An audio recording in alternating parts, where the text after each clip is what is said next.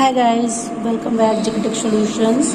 मैं हूं ज्योति और आज का टॉपिक है आपका first law of the thermodynamics and the limitation of the first law of the thermodynamics. ठीक है, तो हम लिमिटेशंस पढ़ें उसके पहले हमें पता होना चाहिए first law of the thermodynamics क्या होता है। हमने फिजिक्स में पढ़ा हुआ है 12th स्टैंडर्ड पे कि एक लॉ ऑफ एनर्जी होता है, law of conservation of energy होता है। तो हमारा भाई law of conservation of energy क्या होता है, हमारा first law of the thermodynamics. तो यहाँ स्टार्ट करते हुए स्टेटमेंट में लिख रही हूँ।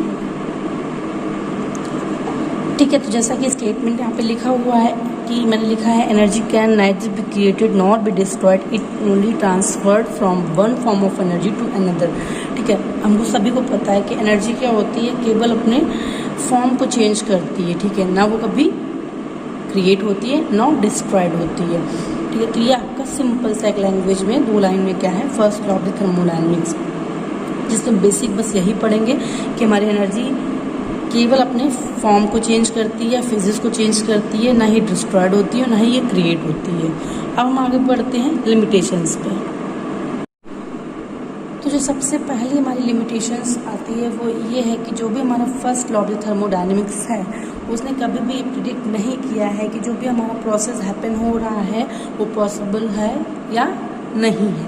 ठीक है, ये आपकी लिमिटेशंस हो गई कि आपका प्रोसेस पॉसिबल है या नहीं है। ठीक है, कि जो भी हमारा सर्टेन प्रोसेस है वो। अब इसके बाद रीज़न आता है, रीज़न क्या है इसके पीछे। ठीक है, तो लिमिटेशंस तो मैंने बता दी कि आपका प्रोसेस पॉसिबल होगा या नहीं होगा, वो हमें बताता ही हुई है। अब ऐसा क्यों होगा, इसके पीछे रीज़न क्या है। जब भी हम प्रैक्टिकल लाइफ में कोई भी चीज़ या कोई भी हीट या कोई भी टेम्परेचर जब भी आपका पास होता है या फ्लो होता है तो कहाँ से होता है, higher temperature to lower temperature. ठीक, चाहे वो हीट हो टेम्परेचर सेम थिंग, हायर से लोअर की तरफ होगा। ठीक, लेकिन इन्होंने बताया ही नहीं कि किधर को किधर जाना है। ठीक है, तो ये इसलिए आपका लिमिटेशंस हो गई, क्योंकि जो भी हमारा इन्होंने जस्टिफाई ही नहीं किया, इन्होंने स्पेसिफाई नहीं किया कि हमारा हीट कहाँ से कहाँ फ्लो करेगी। ठीक है, तो आपको ये चीज़ पता होनी चाहिए कि आपकी कभी भी हीट हमारी होगी वो higher temperature to lower temperature पे फ्लो होगी, ना कि लोअर टू हायर। तो इन्होंने लोअर टू हायर को जस्टिफाई नहीं किया। तो ये आपकी फर्स्ट लिमिटेशंस कंप्लीट हो गई विद रीजन। अब हम आते हैं आपकी सेकेंड लिमिटेशंस पे।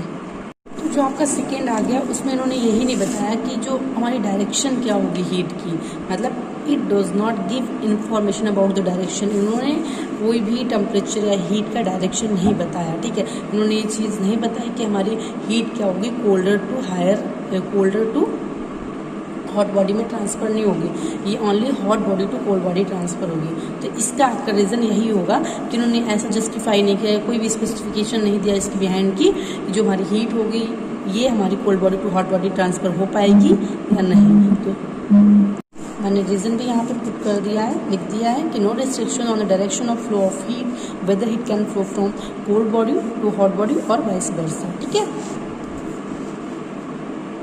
तो आपका जो थर्ड लिमिटेशन थी वो क्या थी, इन्होंने प्रिडिक्ट नहीं किया ना ही कोई स्पेसिफिकेशन दिया इसके लिए कि जो भी कंडीशन होंगी हमारे प्रोसेस के लिए वो क्या होंगी। ठीक है, it does not provide and specify sufficient conditions for the process to take place.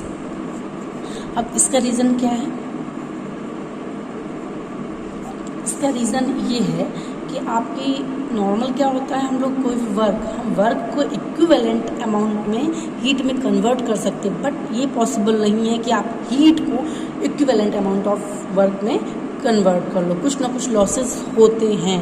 तो ये चीज़ आपका हो गया थर्ड लिमिटेशन। तो यहाँ पे रीज़न में हम यही चीज़ मेंशन कर देंगे कि जो हमारा work can be converted into equivalent amount of heat but it can not be converted in equivalent amount of work. ठीक है, सम लॉसेज आर क्रिएटेड या जनरेटेड। तो ये आज का मेरा टॉपिक कंप्लीट हो गया है, मैं यहाँ पे इसको लिख भी देती हूँ।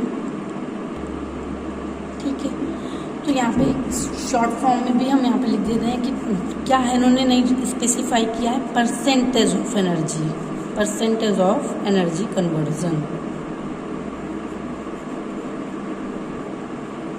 ठीक है, ये चीज़ इन्होंने यहाँ पे जस्टिफाई नहीं किया है, मतलब किस परसेंटेज में हमारी वर्क हीट में कन्वर्ट होगी या हीट वर्क में कन्वर्ट होगी। तो टोटल आपको मैंने 3 लिमिटेशंस बताई हैं यहाँ पे, first second and third with reasons. ठीक है, कि रीज़न क्या है इनके, ताकि आपको अंडरस्टैंडिंग में कोई प्रॉब्लम ना हो, और हमारा फर्स्ट लॉ ऑफ थर्मोडायनेमिक्स क्या है। तो गाइस ये वीडियो हमारा कंप्लीट हुआ। अगर आपको अच्छा लगता है तो प्लीज़ मेरे चैनल को शेयर करें, सब्सक्राइब करें। Thank you. तो आपका जो थर्ड लिमिटेशन थी वो क्या थी, इन्होंने प्रिडिक्ट नहीं किया, ना ही कोई स्पेसिफिकेशन दिया इसके लिए कि जो भी कंडीशन होंगी हमारे प्रोसेस के लिए वो क्या होंगी, ठीक है। It does not provide and specify sufficient conditions for the process to take place. अब इसका रीज़न क्या है? इसका रीज़न ये है कि आपकी नॉर्मल क्या होता है, हम लोग कोई भी वर्क को इक्विवेलेंट अमाउंट में हीट में कन्वर्ट कर सकते हैं, बट ये पॉसिबल नहीं है कि आप हीट को इक्विवेलेंट अमाउंट ऑफ वर्क में कन्वर्ट कर लो, कुछ ना कुछ लॉसेस होते हैं। तो ये चीज़ आपका हो गया थर्ड लिमिटेशन। तो यहाँ पे रीज़न में हम यही चीज़ मेंशन कर देंगे कि जो हमारा work can be converted into equivalent amount of heat, but heat can not be converted in equivalent amount of work, ठीक है। सम लॉसेज आर क्रिएटेड या जनरेटेड। तो ये आज का मेरा टॉपिक कंप्लीट हो गया है। मैं यहाँ पे इसको लिख भी देती हूँ, ठीक है। तो यहाँ पे शॉर्ट फॉर्म में भी हम यहाँ पे लिख देते हैं कि क्या है, इन्होंने नहीं स्पेसिफाई किया है, परसेंटेज ऑफ एनर्जी कन्वर्जन,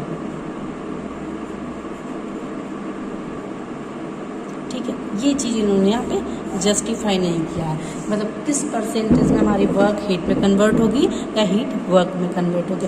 तो टोटल आपको मैंने 3 लिमिटेशंस बताई हैं यहाँ पे, first, second and third, with reasons, ठीक है, कि रीज़न क्या है इनकी, ताकि आपको अंडरस्टैंडिंग में कोई प्रॉब्लम ना हो, और हमारा फर्स्ट लॉ ऑफ थर्मोडायनेमिक्स क्या है। तो गाइस ये वीडियो हमारा कंप्लीट हुआ। अगर आपको अच्छा लगता है तो प्लीज़ मेरे चैनल को शेयर करें, सब्सक्राइब करें। Thank you.